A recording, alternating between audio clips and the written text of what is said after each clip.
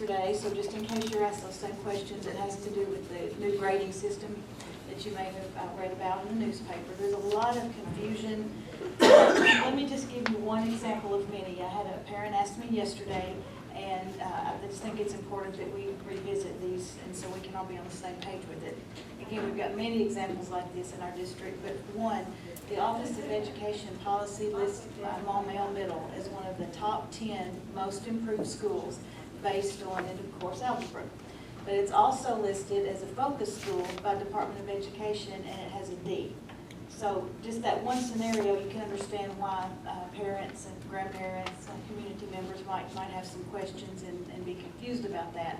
The best answer, and I certainly don't profess to have all of the answers, but after looking at all of the different reports, if you will, that are out there, I think we can all agree that different metrics produce different results. And so I say that because we're not, even though we say we're coming to a consistent grading scale or grading system, quite honestly, they aren't right now. And everyone wants to grade a school, if you will. Unfortunately, the A, B, C, D, and F is something that everybody can relate to because we were all graded that way when we were in school.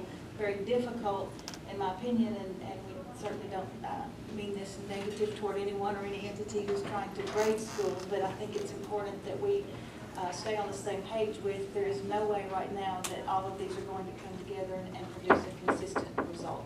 But you can see and agree my parents, grandparents, community members might be a little confused. Dr. Bednar, can I stop with a very dumb clarification? Yes, when you stood up and talked about a new grading system, I thought you were talking about what was applied in the classroom. But as I listened to you, you're talking about what appeared in the paper over the weekend, the grade schools. And that grading system, I don't remember the details from the article. Did it come from the Arkansas Department of Education, or who did that grade? It did. It was, yes ma'am, it did. Okay.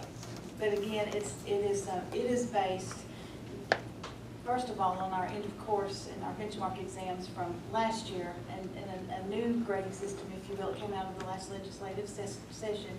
And our Department of Ed is also responsible for the school report cards, that long report that everyone got in the mail over the last several years, and then it's also placed in the newspaper. Again, very confusing because those are really two separate reports.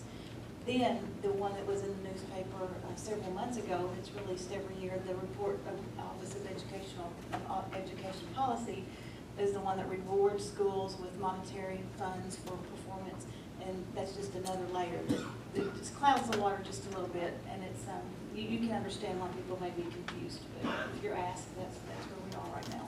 It kind of bothered me that 3 of our senior high schools were rated at 10. Yes, ma'am. We did have 3. So, my opinion is that school improvement should not be based solely on quantitative scores. And again, I certainly don't profess to have the answer, but I do think one of the best examples that I think of, and I think you'll agree with me, is if you ask a classroom teacher, and I know we've got many here now, but the classroom teachers are the experts with all of this, and we have become so data rich.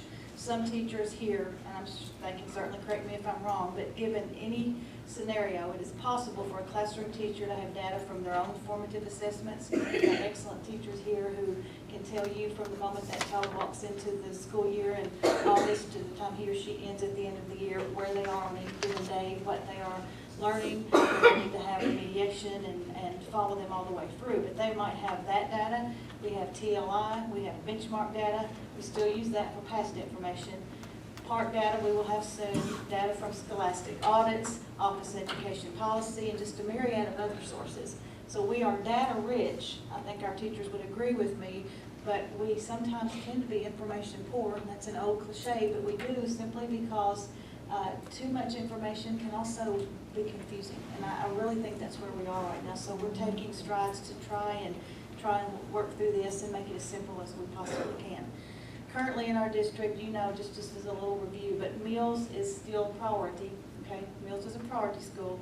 Jacksonville High and Harris Elementary came off of the academic distress, but they do remain in priority status. So again, that's a little bit confusing when people hear, well, they're off the list, but why are we still in any kind of status? But that is good. Those schools are improving, but it is confusing. We're not in academic distress, but still priority. Jacksonville Middle is a priority school, and then Maumelle focus. So those who have priority status or focus status, we will still be monitored closely and working together with the Department of Education to follow those schools. The others, the district's responsible solely for continuing improvement. So progress is being made, it's just slow. I like to think of this as a parent perspective, from a parent perspective, and while our two children are grown and out of school, I do have a niece who's a third grader here in Pulaski County, and the information that her teacher sends home, I've heard my sister-in-law say this, I've heard grandparents say this, that information that comes home from the classroom teacher is by far more helpful, but also more important than quite honestly any of these other reports. Number one, because it's easier to understand and you're talking about your student specifically. But also you can pick up the phone, you can email, you can talk to your classroom teacher, and that's the person who knows truly about what kind of progress is being made, what kind of remediation, if any, needs to occur. So I think we need to remember that and focus on